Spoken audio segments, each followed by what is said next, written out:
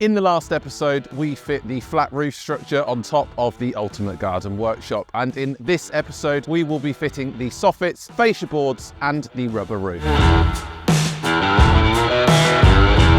At the moment, the rubber roof is only laid on the top. It's not actually been glued down. And before I can actually glue down the rubber roof, I do need to fit the fascia boards. And before I fit the fascia boards, the first thing that I'm going to need to do is fit the soffits on the overhang at the front. And this definitely isn't a one-person job, but this morning I am going to be on my own, so you can watch me struggle my way through it. This was my first time fitting soffit, and because I've decided to clad the outside of the workshop in a black composite cladding, I have opted for a matching black soffit to go on that overhang at the front. I went for the hollow option because it was a little bit cheaper, and here you can see me perfectly demonstrating why this is a two-person job. After a little bit of a struggle, you can see that I figured out how to use a clamp to hold this in the center, and then I could nail it into each of the rafters above using these poly pins which held it in place.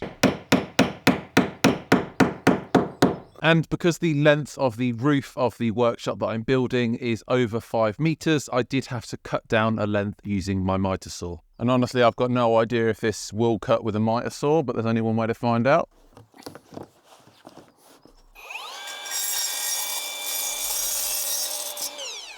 I don't know if you can see that, but it's flaked off quite a bit there. And this is where I noticed that the miter saw actually did a really good job at cutting through the soffit board at the beginning when I was plunging it through. So I took another attempt and plunged it in several different locations throughout the width of the soffit board. And as you can see, that motion of going in from the top, I seem to have prevented that. So I think it's pushing it through this soffit that causes those cracks. After that was cut, I could then install it to the other end of the overhang.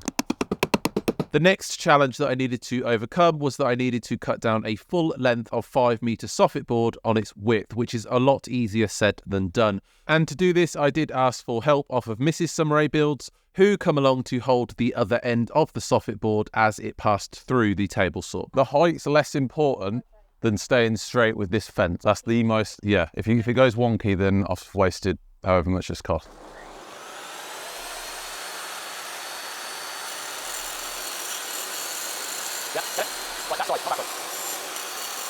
To be honest, this whole thing was a little bit sketchy and I didn't enjoy doing it, but it did work and I was able to fit it nicely into place once it was done.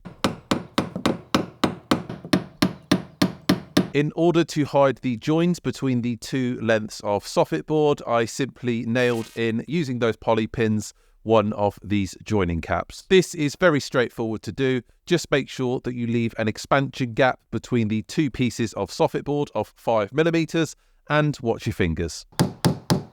Ow! So as you can see, all of these soffits have now been attached to this overhang, and this gap that you can see here has been left on purpose, and that is just to allow the cladding, once I put it on, to actually breathe.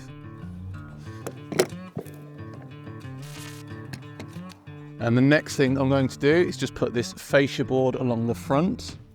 You can see that I've got it clamped in the middle because I'm doing this on my own, and I've just realised I've got the wrong size fascia boards, but that's okay, I'll have to figure that out. Right.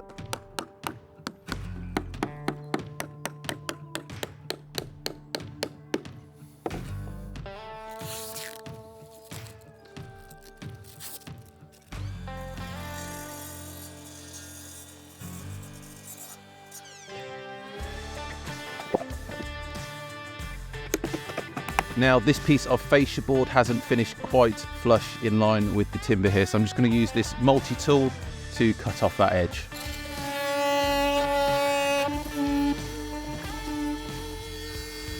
And I'm not worried about this being the neatest cut because there will be a bit of corner capping to cover this over. And I've cut the side piece down to length, but before I actually bang it up there, I do want to use this offcut here to take out a corner right there.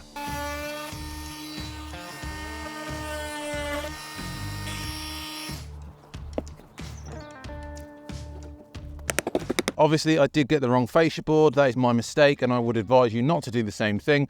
I'm having to go around the edges of all of these and cut in a infill piece using a piece of batten and just nail it on. So now 3 out of the 4 sides of the roof have been covered in fascia board.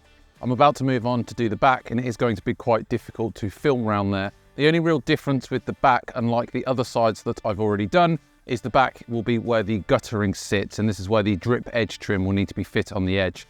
And to do this properly, you do need to fit an additional length of batten the entire way along. So the first thing that I'm doing is pre-drilling a load of holes into this length of batten. I'll also countersink them to make sure that the screws do not stick out from the wood once they're tightened up, and then I can fix it on that side of the workshop. I'm also going to pre-fix a lot of these screws in place just to make it even easier. So as you can see here, I'm now at the back of the workshop. Because I'm on my own, I'm just using a clamp to hold it at one end. Now, in order to finish off the corners of the fascia boards, you do need to get one of these, which is the corner end capping. I'm going to hook this underneath the corner, and then holding it on tight and using a hammer and one of those poly pins, just push it nice and tight on one side and hammer that in. And then once you've done that, just do the same thing on the other side.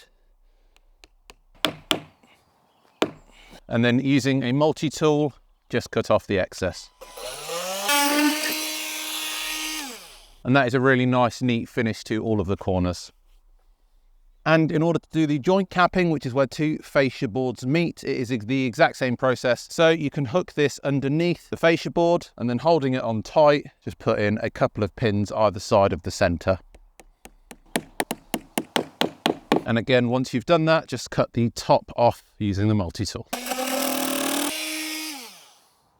Before I get into the installation of the rubber roof, I did first want to talk you through the calculator that I used on the Rubber for Roofs website. I started off by selecting the square or rectangular roof shape, and I could then enter all of the measurements for the roof that I would need. It also allows you to select the type of edge that you need. So for the majority of mine, I needed these curb edges, and I also made sure to select the gutter trim for the back wall. You can then click next, and the calculator will ask you what you're fixing your roof to. It will also ask you to select between 3 different colours. I opted for the anthracite grey, but you can also get it in black and white to make sure that it matches the rest of your building. And lastly, it asks you if you want to include any of these optional extras. I actually didn't need any of these, so I left them at 0. You can then create your kit, and the calculator will automatically add everything into your basket that you need. I actually opted for the 1.5mm premium membrane. However, both the Classic Bond 1.2 and the 1.5 are both BBA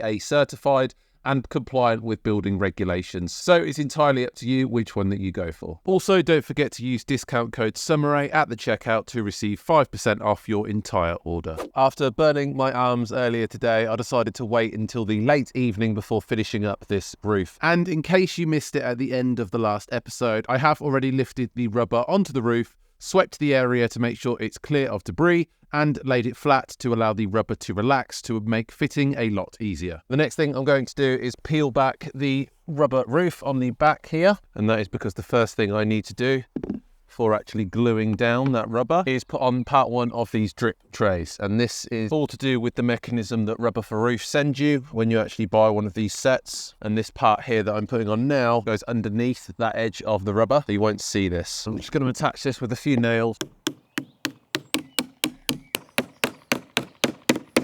So you can see here how I fixed that. It's just nailed onto this piece of batten. Just there like that. So all of the fascia boards are now on. Part 1 of the drip tray is on the back. This rubber roof has been relaxing for hours at this point, so you know that all of the creases are out. I've got all of the things that I'm going to need to actually do this glue up behind me. Notably, all of the glue, the tray to put the glue in, a tape measure, a pencil, a brush, and a straight edge. The first thing that you're going to need to do is roll back half of the rubber roof, and this is to give you access to the OSB underneath.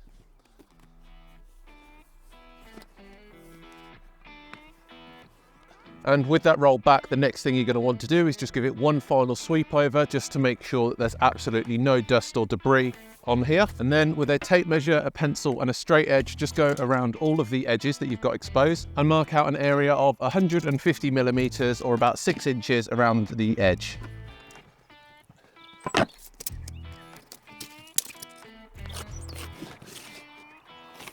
And with that marked out, the next thing you want to do is actually pour all of your adhesive into the tray, being really careful obviously not to get it everywhere. And it is probably worth mentioning that the reason that I'm doing this late in the evening is because it should prevent the glue going off too quickly. And now it's just a case of applying this to the surface, and I'm actually going to do this in stages. I'm probably going to do about half of this, roll it out, and then do the last half, and that is just to make sure that it doesn't go off and that I've got enough time to actually get ahead of this.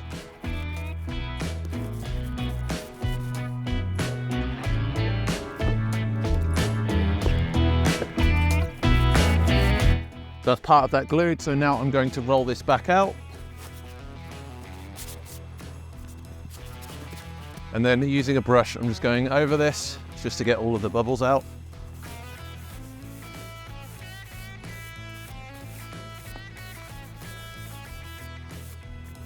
And now I just need to do that to the remaining area. And if you're thinking, how does he know how much glue to put down? Well, the truth is I don't. This is my first time fitting one of these rubber roofs. I figured that if they sent me 6 litres of this adhesive, each half's going to need 3 litres, right? So I've used about half the tub to put this down. So I should be about right. Right, so same again, now that is glued out. Just roll it back, and same again, just with a brush.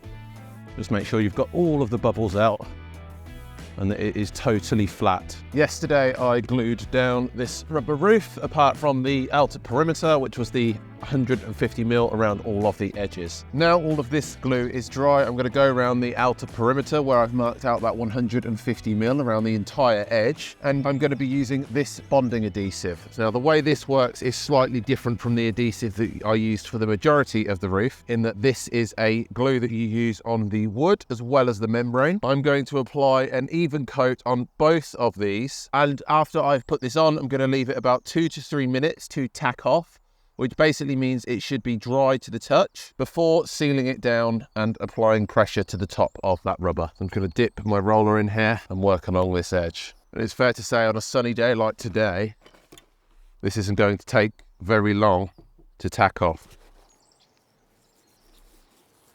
So a nice sunny day, this has already started to tack off. So I am going to fold this over now. And using this little roller thing, just going to make sure I apply a lot of pressure to this edge. So now I'm just going to work my way around the other 3 edges and do the exact same process. And now all of those edges have been bonded down. I'm going to start with the back edge and just fix on the second part of this gutter trim. Now this should nicely push into that trim that sits underneath the rubber, so it forms one smooth edge along this edge here. When you've got that about where it needs to be, just going to fix it in with these poly nails. And when I'm putting these in, I'm making sure not to put them right the way in. Just because if you do hammer them right the way in and then you go to take off that protection layer, you'll find a little bit of that layer gets stuck underneath the nail. So you're better off just hammer them in, sticking out about 10mm or so, then peel off your protection and then welt them in. And once that's all in, it should look nice and butted up just like that. And anywhere you've got a join like this one, you get one of these join clips.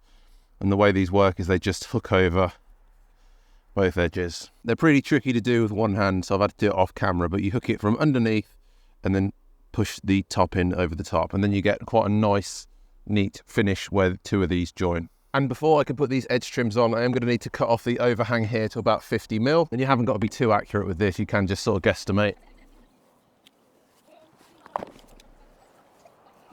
And I'm just checking that I've cut enough off by holding this in place and making sure that none of that rubber is sticking out underneath this, which it's not. So I can now peel off this piece of tape that sits just on top of this foam here, and then button it up nicely into that corner. I'm not worried about how it looks for now with the rubber. Just going to make sure it sits flush on that end. And I'm pushing it down ever so slightly, applying a bit of pressure on that foam before putting my first nail in. And again, I'm not driving it all the way home, getting a few in just to hold it in place at first. And as I put the nails in, before I drive them all the way home, I'm going to peel off that protection and then finish them right in. And that is the process for putting this on. So I'm just going to make my way around the edges and finish this off. I'll be using the multi-tool to cut down the longer lengths to the little bits that I need. You do just want to make sure that you're leaving a little bit of a gap. So I'm leaving about 3 or 4 mil in between these two pieces here, and that's just to allow for expansion.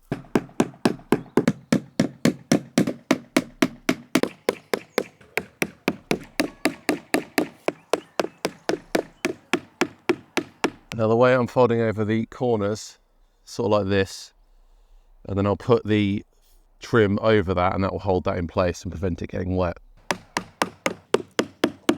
And again, with these caps, they just hook underneath and you push them over.